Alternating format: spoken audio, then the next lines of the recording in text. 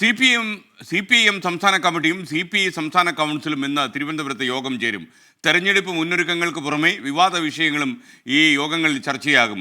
സംസ്ഥാന ബജറ്റിനെതിരെ രൂക്ഷ വിമർശനമാണ് ഇന്നലെ CPI സംസ്ഥാന കൗൺസിൽ ഉയർന്ന് കേട്ടത്. സലീം മാലിക് ചേരുന്നു തിരുവനന്തപുരത്ത് നിന്ന്. Saleem, good morning. സലീം, യഥാർത്ഥത്തിൽ ഈ CPI മന്ത്രിമാരെ മുഴുവൻ ഈ ബജറ്റിൽ അവഗണിച്ചു എന്ന രീതിയിലൊരു തോന്നൽ CPIക്കുണ്ട്. CPI ഗൗരവമായി CPM എടുക്കുന്നില്ല എന്ന തോന്നൽ പഴയ കാലത്തെ പോലെ വീണ്ടും ശക്തമാകുന്നു എന്നാണോ നമ്മൾ മനസ്സിലാക്കേണ്ടത്?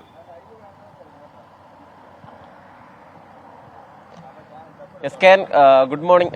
CPIയെ സംബന്ധിച്ചിടത്തോളം എസ്കേൻ സൂചിപ്പിച്ചതുപോലെ ആ നിലയിലൊരു വിമർശനമുണ്ട്. അത് സംസ്ഥാന ബജറ്റിന് തൊട്ടു പിന്നാലെ തന്നെ CPI മന്ത്രിമാർ പരസ്യമായ എതിർപ്പറിയിച്ച് രംഗത്തെത്തുകയും ചെയ്തു. ഇനി നാളെ നിയമസഭ കൂടി ചേരാനിരിക്കെ ഈ ബജറ്റ് ചർച്ചയുമായി ബന്ധപ്പെട്ട് നിയമസഭയിൽ ഉൾപ്പെടെ CPI മന്ത്രിമാർ അവരുടെ വിയോജിപ്പ് അറിയിക്കും എന്നുള്ളത് തന്നെയാണ് മനസ്സിലാക്കുന്നത്. അത് സംബന്ധിച്ച് CPI ഇന്ന് ചേരുന്ന സംസ്ഥാന കൗൺസിലിൽ ഒരു തീരുമാനമാകും. സംസ്ഥാനത്തെ CPIയും CPIയോട് കാണിക്കുന്നത് അത്ര നല്ല നിലയിലുള്ള സമീപനമല്ല എന്നൊരു വിമർശനം CPIയുടെ മന്ത്രിമാർക്കും MLA-മാർക്കും ഒക്കെ ഉണ്ട്. അക്കാര്യം ശ്രദ്ധയിൽപ്പെടുത്തും. പക്ഷേ അതേസമയം പാർലമെന്റ് തെരഞ്ഞെടുപ്പ് കൂടി അടുത്തിരിക്കുന്ന പശ്ചാത്തലത്തിൽ ആ നിലയിലൊരു നേരിട്ടുള്ള ഡയറക്ട് ഫൈറ്റ് എന്ന നിലയിലേക്ക് കാര്യങ്ങൾ പോകേണ്ട എന്നുള്ളതാണ് LDF-ലെ ഇരു പാർട്ടികളുടെയും നിലപാട്. മാത്രമല്ല, ഇന്ന് ചേരുന്ന CPIയുടെയും CPM-ന്റെയും യോഗങ്ങളിലൊക്കെയും ഉണ്ടാകാൻ പോകുന്ന പ്രധാനമായും ഈ നിലയിലുള്ള ലോക്സഭാ തെരഞ്ഞെടുപ്പ് മുന്നൊരുക്കങ്ങളാണ് എന്നുള്ളത് കൂടിയാണ് നമ്മൾ മനസ്സിലാക്കുന്നത്. കാരണം LDF വളരെ വേഗത്തിൽ തന്നെ ഈ ലോക്സഭാ തെരഞ്ഞെടുപ്പിലേക്ക് ഒരുങ്ങാനുള്ള തീരുമാനം എടുത്തു കഴിഞ്ഞു. നിലവിൽ തന്നെ സീറ്റ് വിഭജനം പൂർത്തിയാക്കി കഴിഞ്ഞു.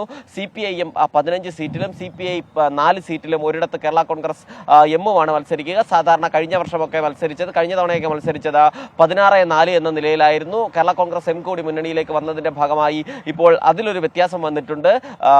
15-4-1 എന്ന നിലയിലാണ്. RJD ഉൾപ്പെടെ സീറ്റ് ആവശ്യപ്പെടുകയും DMK തമിഴ്നാട്ടിൽ സ്വീകരിച്ചതുപോലെ ഒരു വിശാല സമീപനം സ്വീകരിക്കണം, സോഷ്യലിസ്റ്റുകൾക്ക് സീറ്റ് വേണമെന്നൊരു ആവശ്യം കത്തിലൂടെ അറിയിച്ചിരുന്നു. പക്ഷേ സോഷ്യലിസ്റ്റുകളുടെ ആവശ്യം ശരിക്കും പരിഗണിക്കേണ്ടതാണ്. പക്ഷേ നിലവിലെ സാഹചര്യം മനസ്സിലാക്കണമെന്നായിരുന്നു അതിന് മുഖ്യമന്ത്രി നൽകിയ മറുപടി. അങ്ങനെ ഘടകകക്ഷികളെ പിണക്കാതെ ഒരു തീരുമാനത്തിലേക്കാണ് CPIM ഇപ്പോൾ പോകുന്നത്. അതുകൊണ്ട് തന്നെ ഈ ബജറ്റിലെ അവഗണന ഉൾപ്പെടെയും അത് നിയമസഭയിൽ ചർച്ചയാകുമ്പോൾ CPI മന്ത്രിമാർക്കും അവരുടെ വകുപ്പുകൾക്കും ആവശ്യമായ ചില പ്രഖ്യാപനങ്ങൾ കൂടി കൊണ്ടാകും ഈ നിയമസഭാ സമ്മേളനം എന്തായാലും അവസാനിക്കുക എന്നാണ് നമ്മൾ മനസ്സിലാക്കുന്നത്. ആ നിലയിൽ ഈ നിലവിലുള്ള പ്രശ്നങ്ങൾ എങ്ങനെ പരിഹരിക്കാം എന്നുള്ളതാണ് CPIM സംസ്ഥാന സെക്രട്ടേറിയറ്റിൽ പ്രധാനമായും ചർച്ചയാകുക. പ്രധാനപ്പെട്ട നേതാക്കളൊക്കെയും ഈ സ്ഥാനാർത്ഥി നിർണയവുമായി ബന്ധപ്പെട്ട് കൂടിയുള്ള കാര്യങ്ങൾ ചർച്ചയാകും. CPIM-നെ സംബന്ധിച്ചിടത്തോളം 15 സീറ്റിലേക്കാണ് സ്ഥാനാർത്ഥികളെ കണ്ടെത്തേണ്ടത്. ആ നിലയിലുള്ള സ്ഥാനാർത്ഥി നിർണയത്തിലേക്ക് കടക്കും. ഈ മാസം 14-ാം തീയതി ഓടുകൂടി ജില്ലാ കമ്മിറ്റികൾ പൂർത്തിയാക്കും. അതിനുശേഷം മറ്റ് പാർട്ടികളുടെയും മറ്റ് ഘടകകക്ഷികളുടെയും ഒക്കെ കമ്മിറ്റികൾ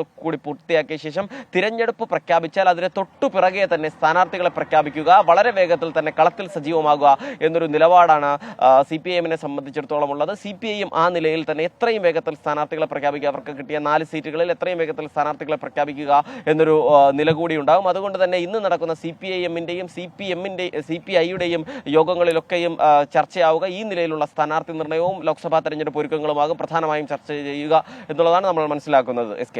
okay, thank you Saleem Malik.